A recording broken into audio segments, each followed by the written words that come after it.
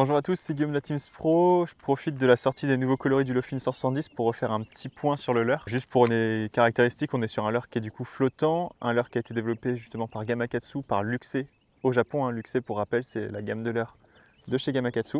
On a la petite bavette du coup sur le devant du leurre qui est vraiment là pour aider à prendre plus d'appui sur l'eau et faciliter les animations. Vu que c'est un glide bait, ça permet vraiment de le faciliter soit du coup avec des petits coups de sion, soit en fait au moulinet en linéaire. Et puis du coup, bien évidemment, monté en hameçon de chez Gamakatsu, on a aussi une queue en silicone qui est indestructible pour un poids total du coup de 47 grammes pour 17 cm. En fait, il y a deux animations qui sont possibles avec le Lofin, je les ai un petit peu détaillées dans le petit speech juste avant.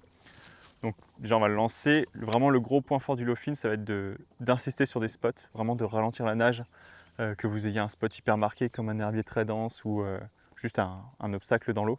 L'idée, ça va être de passer très lentement au-dessus de cet obstacle.